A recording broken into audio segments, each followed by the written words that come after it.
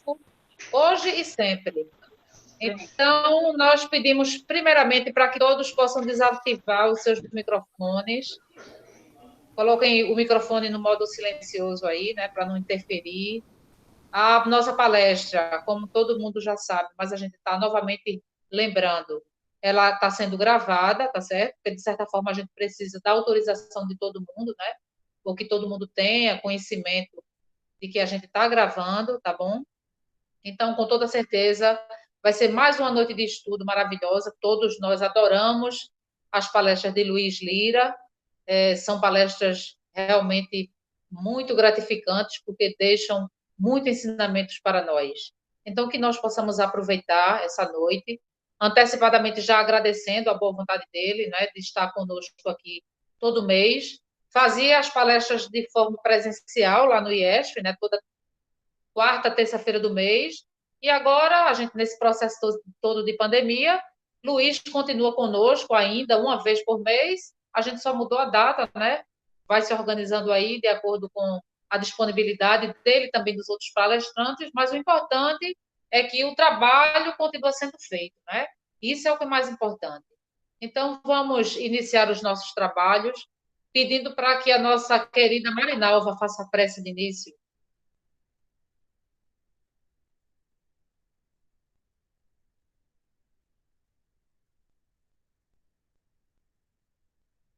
Está por aí, Marinalva, ou saiu? Eu estou falando sem o desligado. Mas vamos orar. Agradecer a Deus pela oportunidade que Ele está nos dando de mais aprendizado. O livro dos Espíritos, o livro base da nossa doutrina, que com certeza todos os outros foram complementos dele. Que Deus, que Jesus, que a espiritualidade amiga do Instituto Espírita, Semeadores da Fé, permaneça conosco, permaneça com o nosso irmão, para que ele seja inspirado para dar o seu melhor. Paz e luz para todos nós. Que assim seja. Assim Nós seja. vamos passar a palavra para Luiz Lira, que vai falar, como Marinalva já antecipou aí, hoje, de três questões do Livro dos Espíritos, né? A 383 a 385, que fala sobre a infância e adolescência.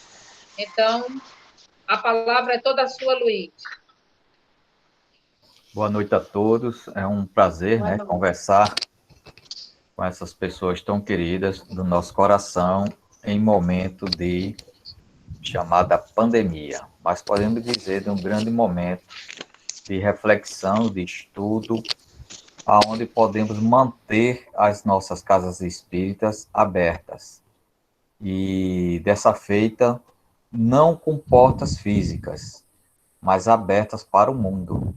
Porque estar na internet é estar numa rede global. É quando o Espiritismo pode proporcionar a todos aqueles que possam acessar a internet as mensagens de paz e esperança que a nossa doutrina tem. Nós tínhamos pensado no tema, mas é assim, ele está muito novinho, vai ficar mais à frente para nós apresentarmos, porque é uma reflexão, e a gente trouxe o tema sobre a infância, que surgiu de uma palestra que fizemos e realmente foi bastante inquietante.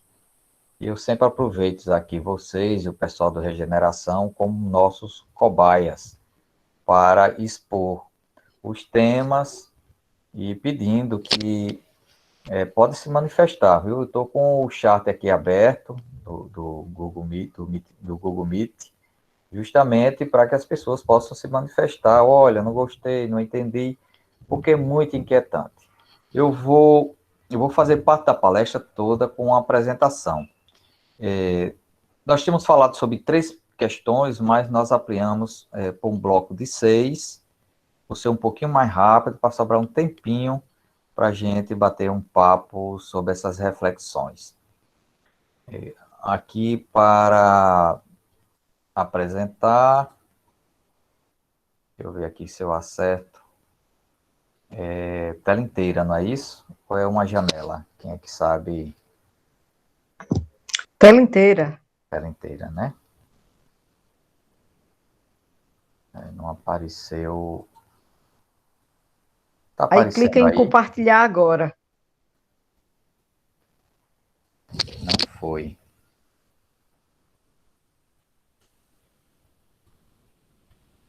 Compartilhar. Ele não está aparecendo compartilhar. Deixa eu colocar aqui uma janela.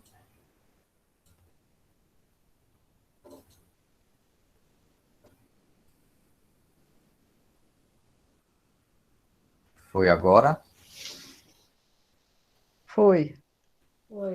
Bem, então, nós vamos falar sobre a fase da infância, que está no capítulo 7, chamado Retorno à Vida Corporal, que é o segundo livro do Livro dos Espíritos, ou segunda parte, como queiram, que fala do mundo espírita.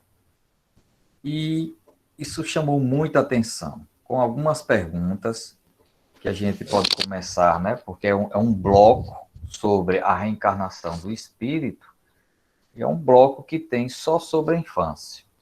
E vai da pergunta 379 a 385. Eu vou passar rápido em 3 questões, demorar um pouco mais nas outras 3.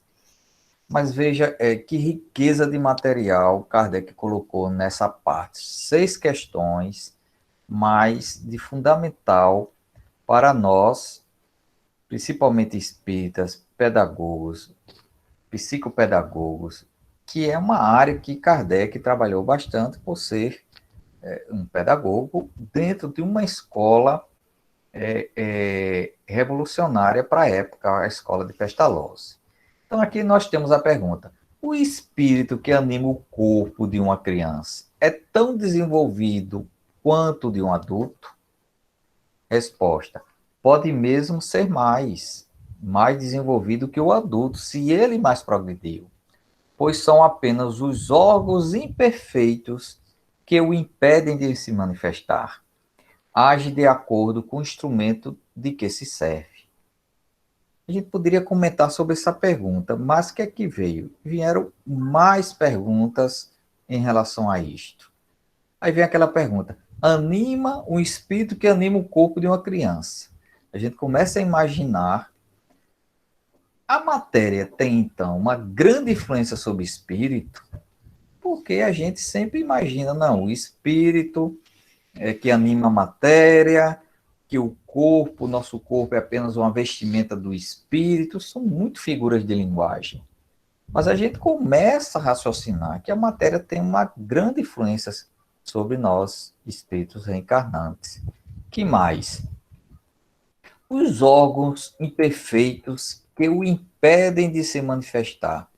Aí vem que o corpo inibe a manifestação do espírito. Então, ele não é uma simples vestimenta. Ele tem uma grande e grave importância para nós, seres reencarnados.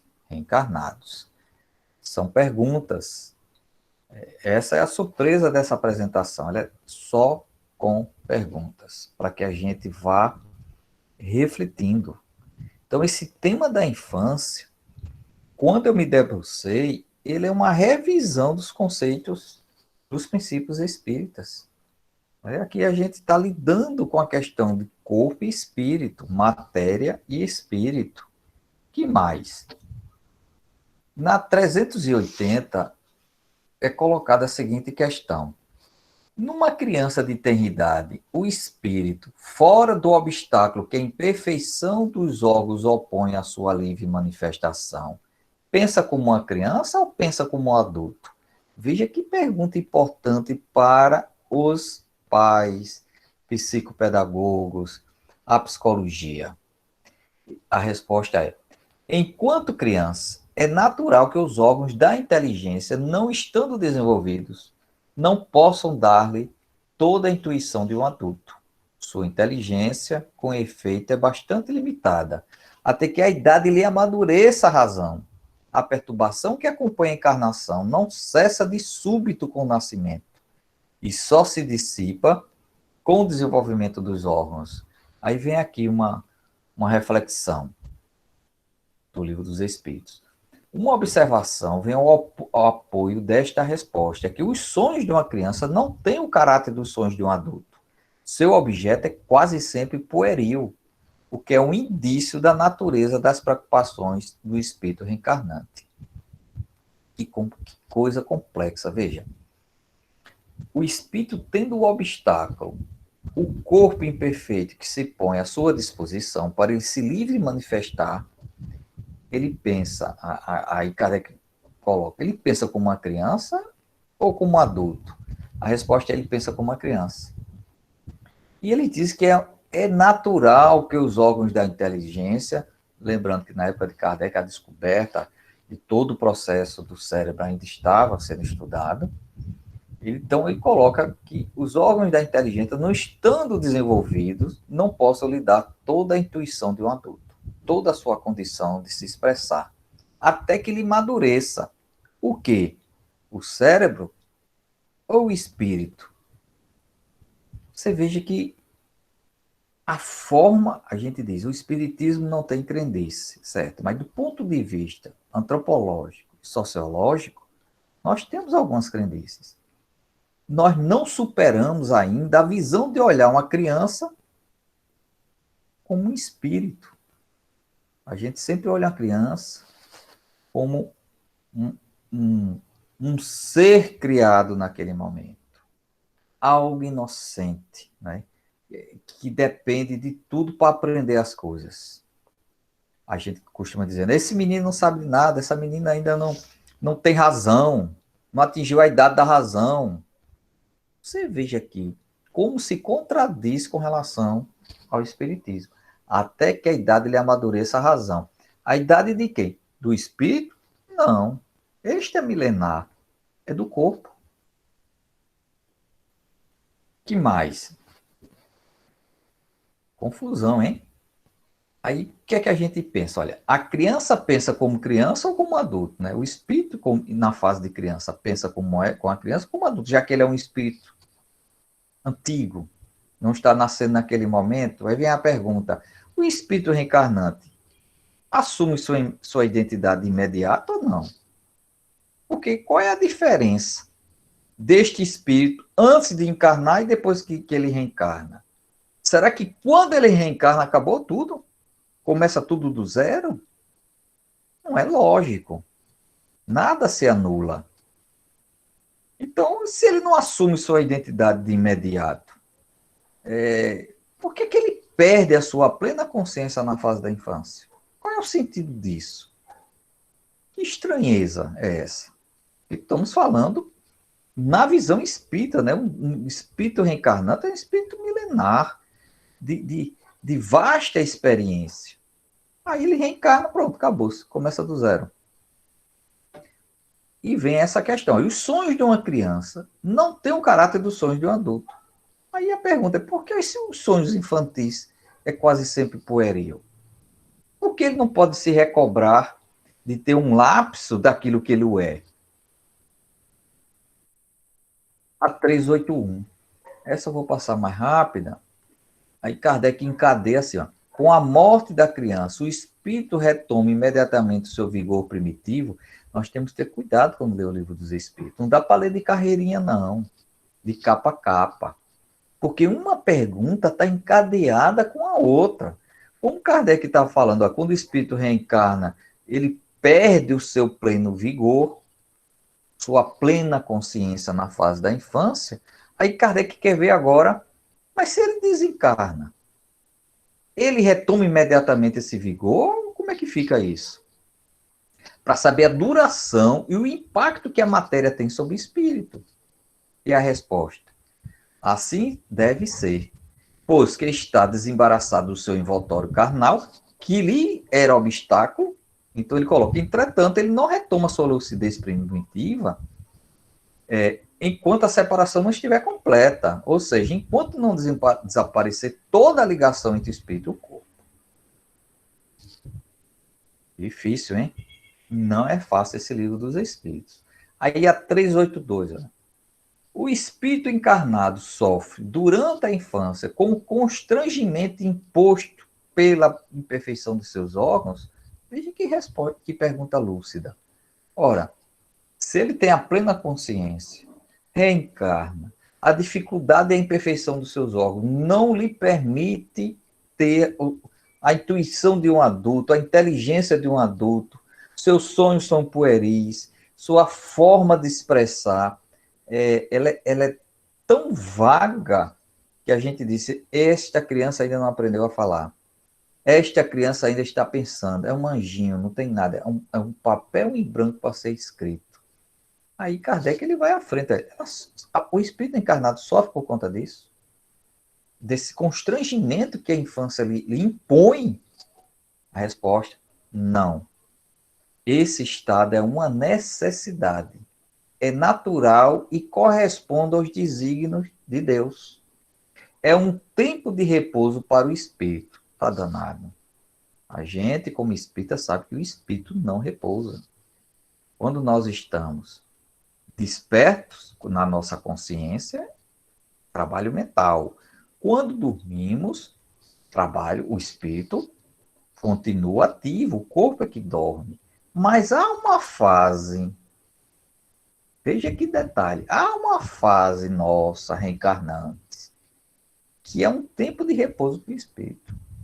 Parece que ele é inibido na sua consciência, na sua relação.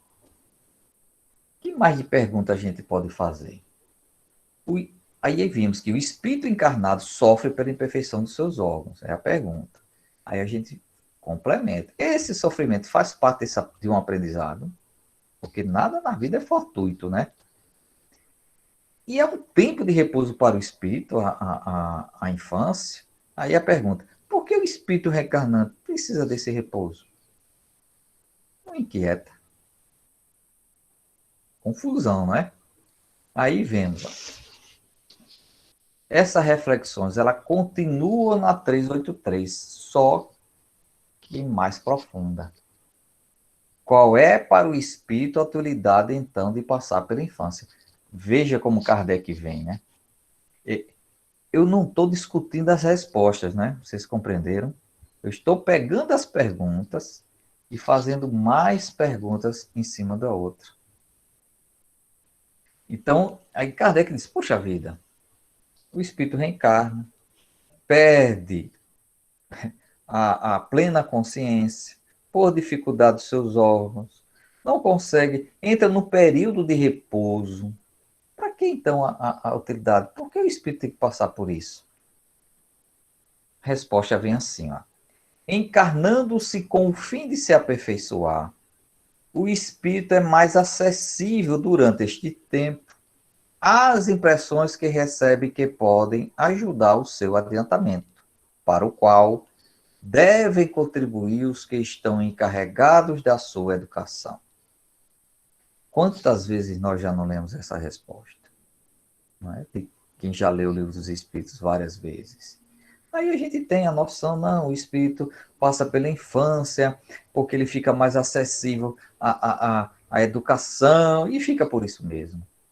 Veja quantas perguntas, agora eu vou utilizar tanta pergunta como a resposta para fazer mais perguntas ainda.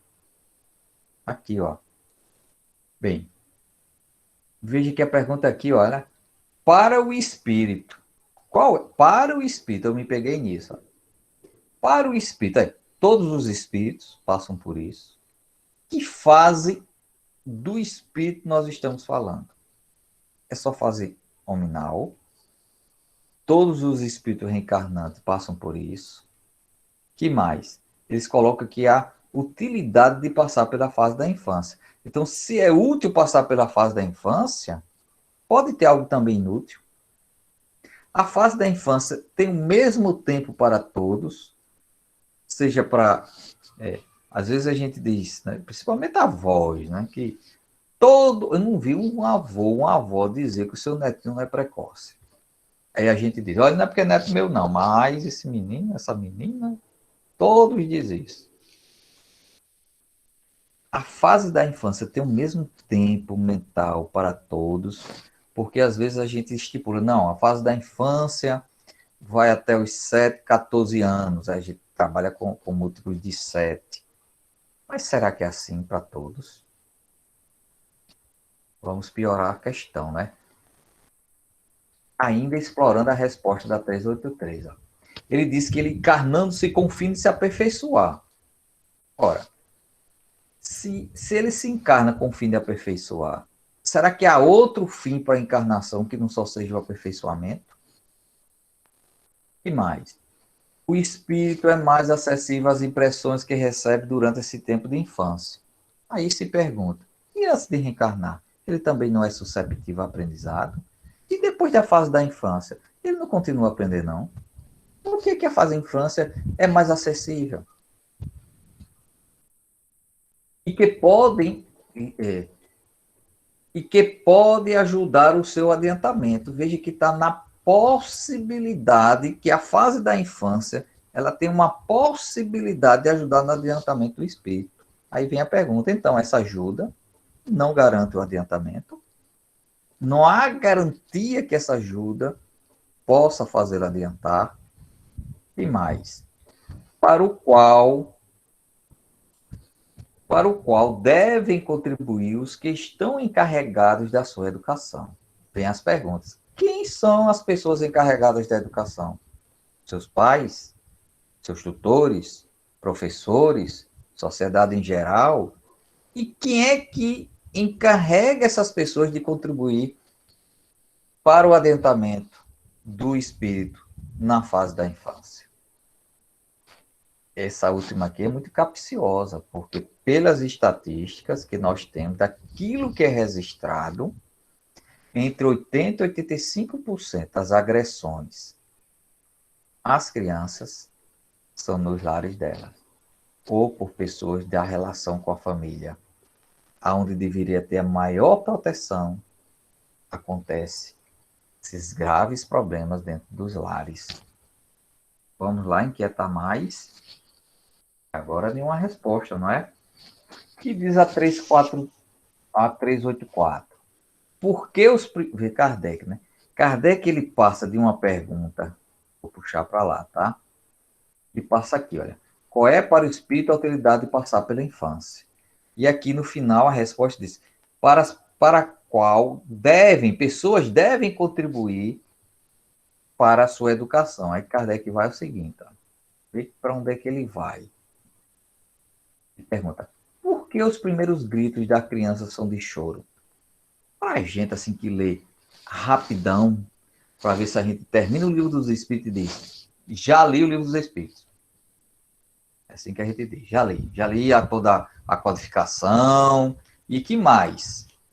Veja, se a gente fizer uma leitura apressada, por que Kardec colocou uma questão dessa tão meio sem sentido? Por que os gritos da criança são de choro? Ah, poxa vida, ele está chorando por alguma coisa o incomoda. Vamos prestar atenção na resposta. Veja como essa pergunta ela se conecta com a última frase da pergunta anterior. A resposta. Para excitar o interesse da mãe e provocar os cuidados necessários. Aí vem uma pergunta do espírito, né? Não compreendes que, se elas, crianças, só tivessem gritos de alegria, quando ainda não sabe falar, pouco se inquietariam as pessoas com as suas necessidades? Admirai, pois, em tudo a sabedoria da providência divina. Vamos explorar mais isso? Algumas perguntinhas. Por que os primeiros gritos da criança são de choro? Aí nós perguntamos, está se comparando com os animais? É uma reflexão com a dor? Mas a resposta era para excitar o interesse da mãe. Aí a pergunta, e o instinto materno precisa ser ativado? E provocar cuidados necessários. Aí vem a pergunta, os sentimentos, o sentimento materno precisa então ser despertado? A anterior é o instinto materno para ser ativado e o sentimento materno para ser despertado. Pelo quê? Pelo choro. Veja a relação dessa pergunta com a resposta anterior, a última frase. As pessoas incumbidas de os educarem. E aí, Kardec, quando amarra com a questão do choro da criança, quer dizer o seguinte: como fazer com que as pessoas se preocupem com a criança? Choro, que desperta o instinto maternal e o sentimento. Sabemos, que já conversamos com os semeadores, que os sentimentos são as emoções e o instinto trabalhado pela razão, pelas experiências da vida. Os instintos sempre continuam, né? Que mais? Aí vem aquela pergunta do espírito, né? Não compreendes que se ela só tivesse gritos de alegria, quando ainda não sabe falar, poucos se inquietariam com as suas necessidades? Então, a pergunta-se mais ainda. O grito e o choro é que nos faz mover em cuidado com o outro? Seria, então, o grito e o choro para nos despertar da piedade e a misericórdia? Você vê que ponto nós somos de espíritos em evolução, né? Precisamos do grito e o choro do outro para despertar em nós a piedade e a misericórdia. Que mais? Aí ele coloca: admirai, pois, em tudo a sabedoria da providência. Aí a pergunta, né? Nada é por acaso, então? Em tudo tem a presença do divino?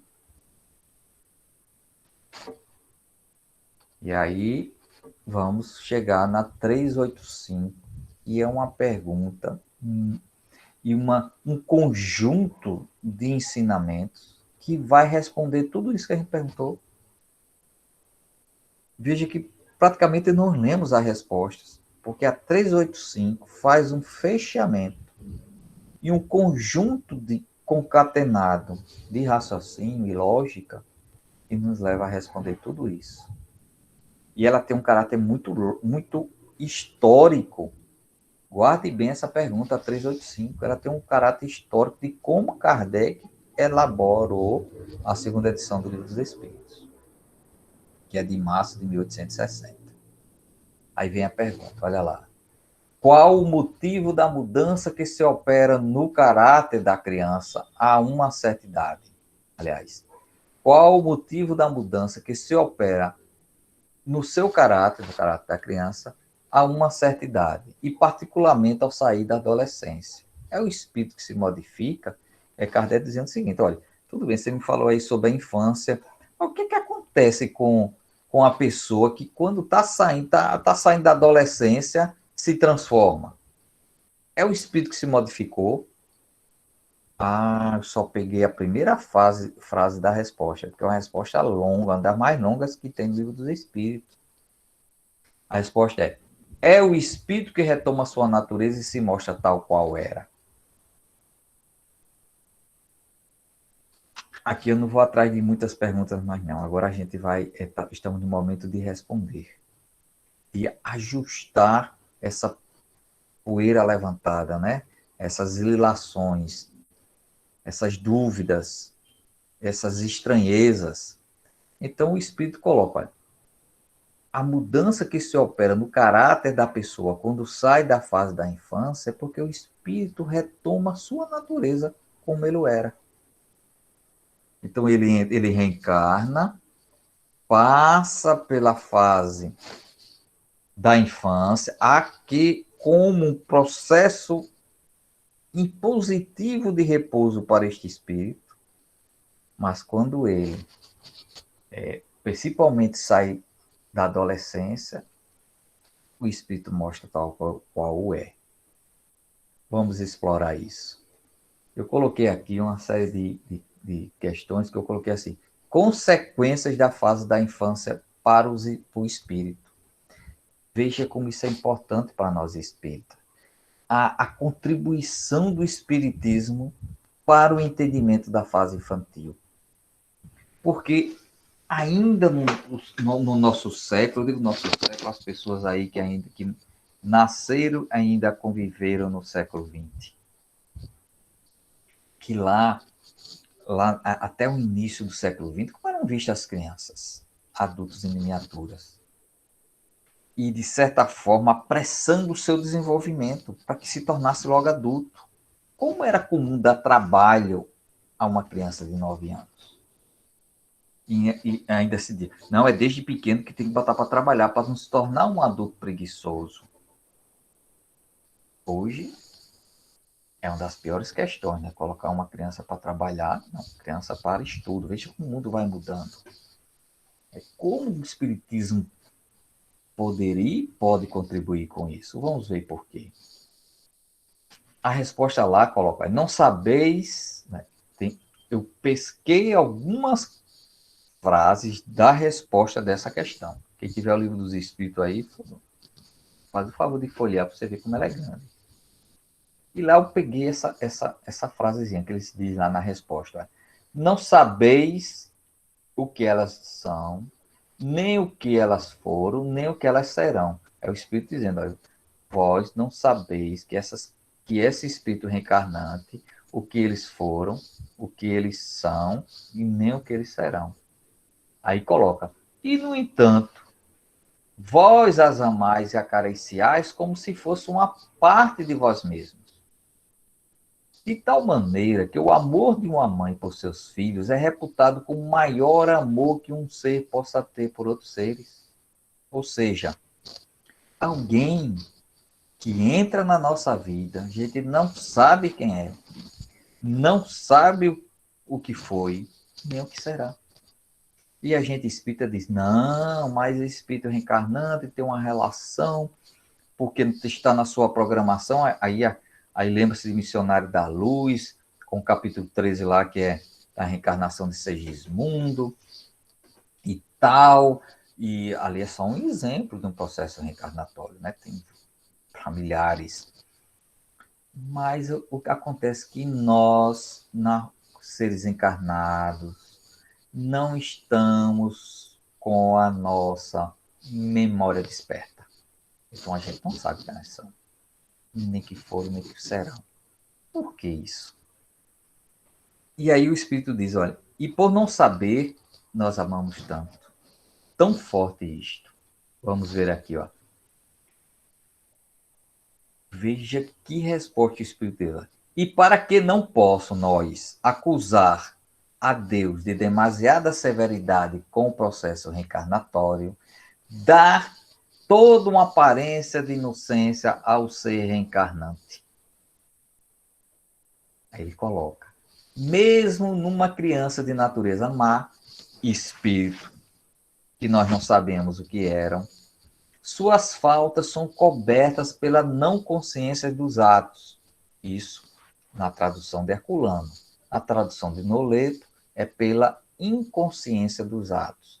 E aí temos panos para manga se a gente for pegar as traduções. Mas vamos ficar com essa não consciência dos atos. Ou seja, um espírito com graves compromissos, mesmo esses espíritos, ao passar pela fase da infância, o Criador não fez acepção de pessoas.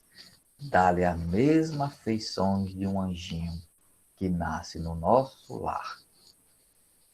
É também, e sobretudo, por seus pais, cujo amor é necessário à fragilidade infantil, despertando em nós, pela fragilidade daquele ser que nos vem, na fragilidade do corpo material, a gente deve voltar todo o cuidado para com ele. Olha lá o choro. E esse amor seria extraordinariamente enfraquecido pela presença de um caráter impertinente e acerbo. Você imagine se nossos filhos já nascessem adultos. Isso, quando a gente faz um paralelo os grandes obstáculos e dificuldades que teríamos que transpor para que o nosso amor ali se batesse. E numa discussão que tivemos sobre a adoção, a grande dificuldade no Brasil de se adotar crianças já bem crescidas, adolescentes nem se falam. No exterior, não. É comum. Porque para transplantar esse processo de não estar mais ali diante de um anjinho, mas de outra pessoa que requer todo o amor Que exercício difícil. E ainda continua o espírito respondendo, olha, a infância tem ainda outra utilidade, a gente já viu umas duas, né? Para que o espírito ele não tenha consciência das suas faltas, para que os pais o tratem com muito amor, com muita delicadeza, e aí eles colocam a seguinte, ainda tem outra. Os espíritos não ingressam na vida corpórea senão para se aperfeiçoarem, para se melhorarem. Você viu que respondeu aquela pergunta, será que a gente só reencarna para se aperfeiçoar? Aqui ele está dizendo, não só para isso, como também para se melhorarem. Qual é a diferença? A gente aperfeiçoa aquilo que já está bom. E a gente melhora aquilo que está ruim. Provas, expiações, ajustes, experiências dolorosas. Então, tem essa utilidade, a infância. Que mais? A debilidade dos primeiros anos os torna flexíveis, acessíveis aos conselhos da experiência daqueles que devem fazê-los progredir. E por que essa flexibilidade ele fica mais acessível? Porque ele não está em plena consciência de si. O ego não se afirmou. O orgulho, a vaidade, o egoísmo não está tão forte com a consciência de um adulto. Aí fica mais permeável. É esse o dever que Deus confiou aos pais, missão sagrada pela qual terão que responder. Mas quando as crianças não mais necessitam dessa proteção, dessa assistência que lhe foi dispensada durante 15 a 20 anos, seu caráter real e individual reaparece com toda a sua nudez. Veja que coisa importante. Às vezes as pessoas chegam na casa espírita ou nos encontram e fazem a pergunta, às vezes a gente também se pega se perguntando, qual é a minha missão?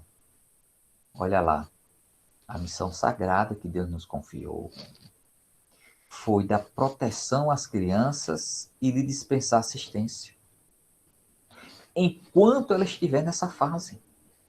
Porque depois é muito pouco a condição de aprendizagem dela. E ele ainda coloca aqui, 15 a 20 anos. O Espírito que coloca isso na resposta. Então, muitas vezes, nós protelamos uma boa conversa com nossas filhas, nossos filhos.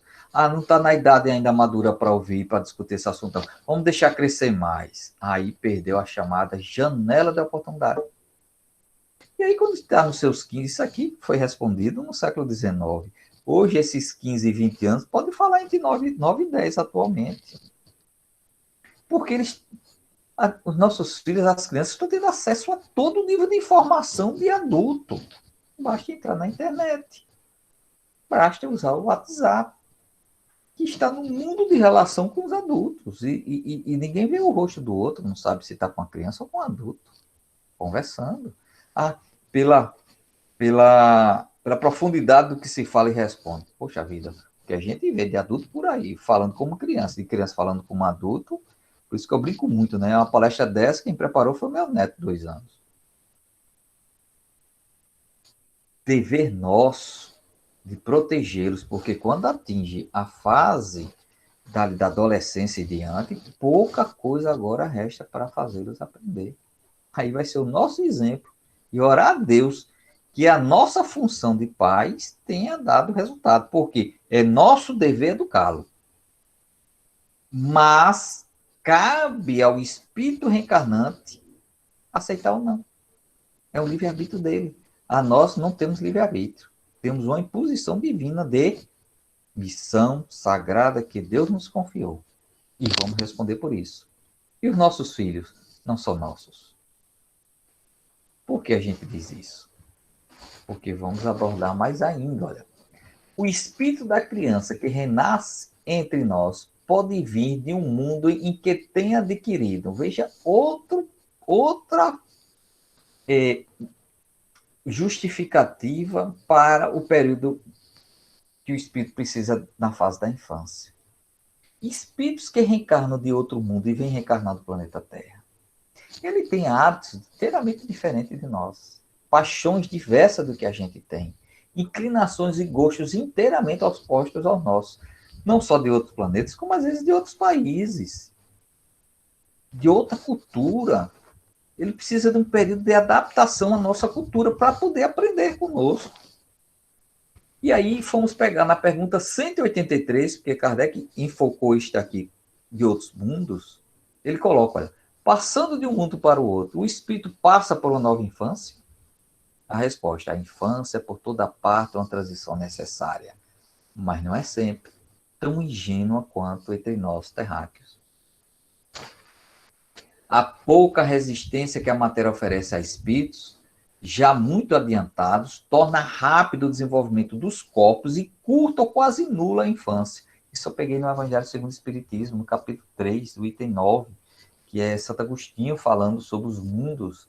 Então vamos ver que a fase da infância, quanto ela é mais longa e mais débil ao corpo, tem-se a ver com o nível de adiantamento daquele planeta.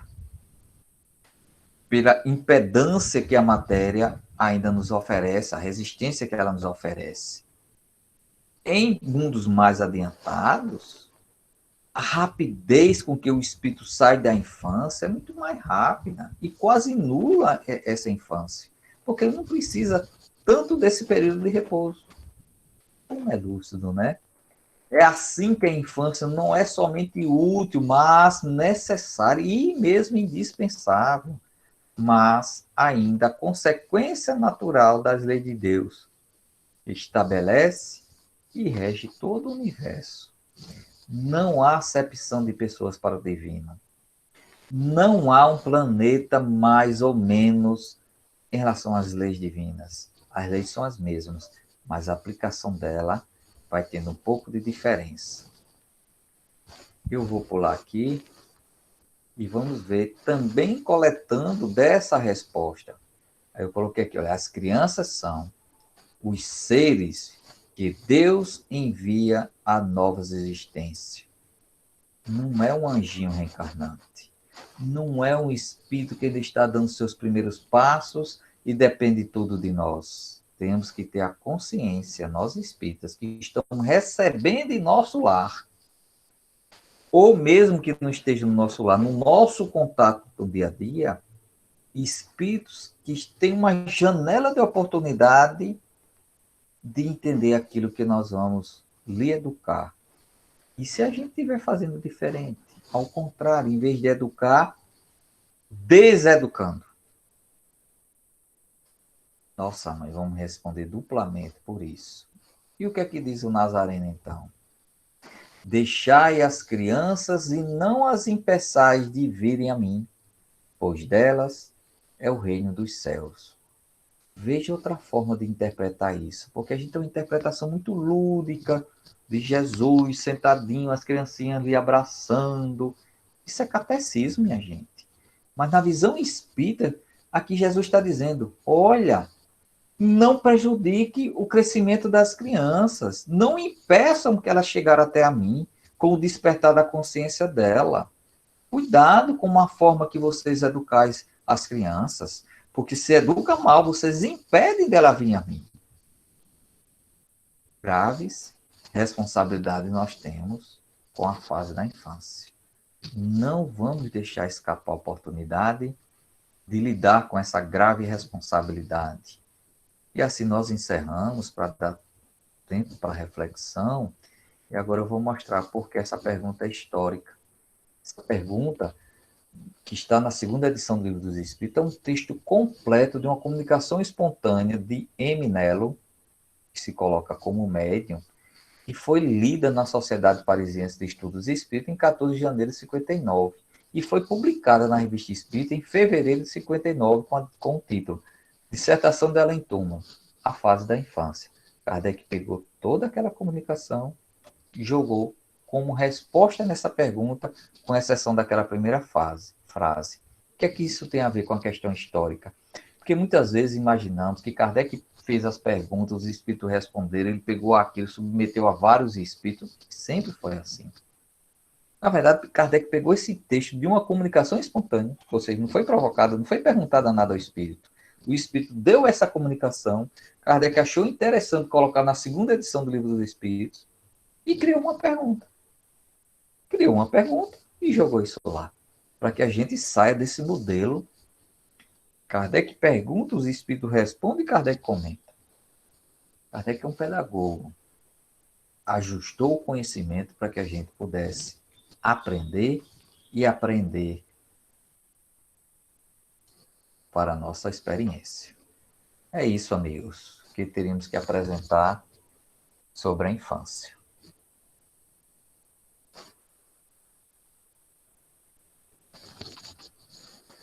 Estamos aí à disposição para comentarmos sobre este grave compromisso de nós adultos.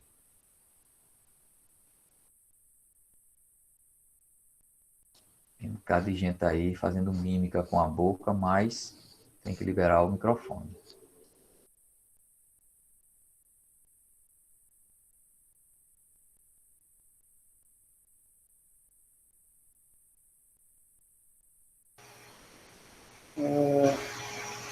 Tem uma pergunta. Qual a necessidade dessas crianças siamesas, né? Que vêm com o corpo grudado?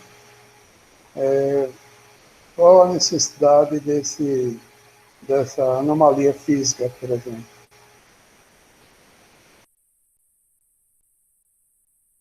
Isso é uma Deu para ouvir? pergunta.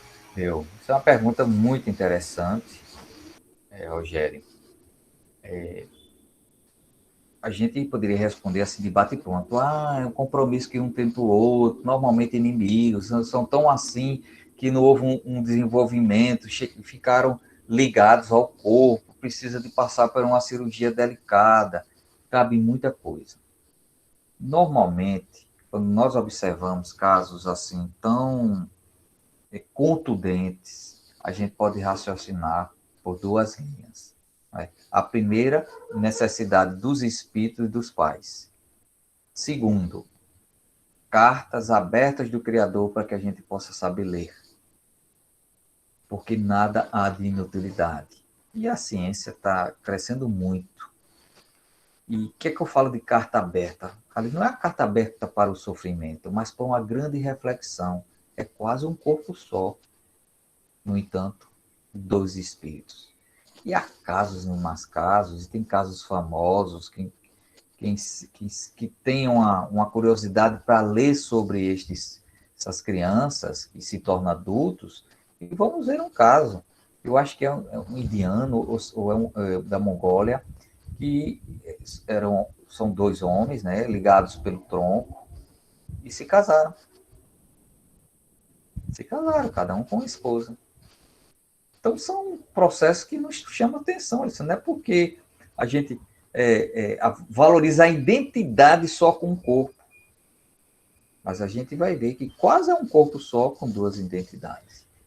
Muito interessante.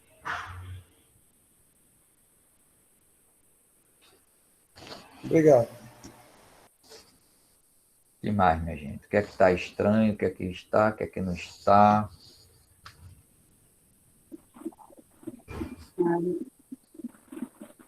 Boa noite, Luiz. Aline Nalva. Boa noite, Lindinalva. Quanto assim, às crianças autistas, porque, tipo, a gente percebe que dentro delas existe uma certa inteligência, vamos dizer assim, em outros códigos, né? Mas como se explicaria nesse contexto do que você falou sobre a infância? Veja, assim, eu não sou psicólogo, mas posso, assim, fizemos algumas reflexões sobre a questão. Se diz o seguinte, olha, o nível de autismo aumentou muito, será que é o leite? Será que é o celular? Aí começa, né? Quer dizer, nada a ver. O que acontece é que as observações em relação à fase da infância e este E essa questão do autismo, eles estão mais avançados os estudos. Então, aquilo que não parecia autismo, já se parece pelos diversos graus que ele tem. Às vezes pensaram que eram, às vezes, na nossa época dizia, não, é crianças retardadas, eram crianças com deficiências. Isso é uma visão materialista, né? E vamos ver que, por exemplo, agora, eu vou chamar de criança, né? 14 anos, com título de doutorado, já concluindo o pós-doutor em medicina, autista. Aliás, aqueles que são considerados mais inteligentes têm um autismo razoável, com grandes pendores à música, grandes pendores às matemáticas, à física, criança com 2 anos, 3 já falando 2 línguas, e a gente diz, poxa vida, com autismo. Então, é um fenômeno mais complexo. Alguns dizem, não, está muito ligado a espíritos ex-suicidas, com graves problemas e compromissos. Eu pergunto, qual espírito que encarna no planeta Terra que não tem graves compromissos? Todos nós temos graves compromissos. Principalmente aqueles que estão basicamente em 3 áreas. Áreas médica, que inclui parte enfermagem, medicina, psicóloga, a área da educação, a área do apoio, assistência social, das políticas públicas de amparo às pessoas mais vulneráveis e os religiosos. São os mais comprometidos com a lei divina. Então, o autismo ele está sendo diagnosticado em várias gradações, e aí não é fácil enquadrá-lo no único fenômeno. Como que cada caso fosse um caso, né? Mas também cartas abertas do Criador.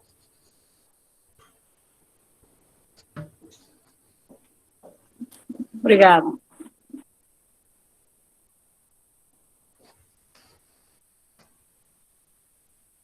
Bem, amigos, são essas as reflexões. A primeira que tive é não dá para ler apressado o Livro dos Espíritos. Temos que ler pergunta, 2, 3 e refletir bastante.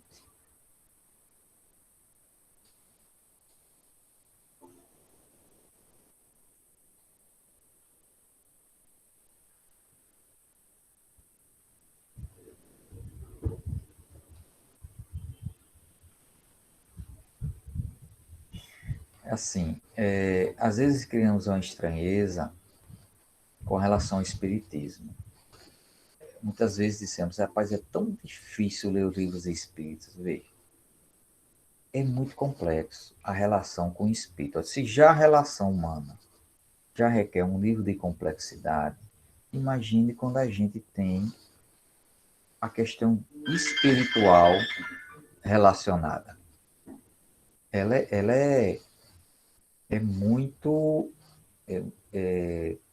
mais complexo. Então, requer da gente um esforço maior de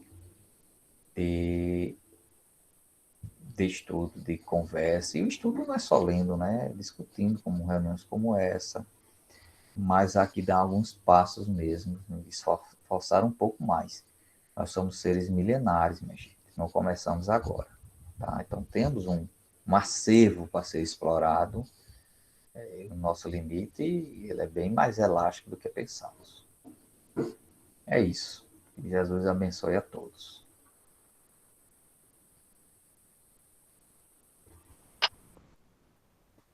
Bom, chegamos a mais um final de trabalho, agradecendo mais uma vez a Luiz Lira pela boa vontade, pela ajuda, né? Porque ele está sempre aí à disposição da gente para trazer o melhor, com toda certeza.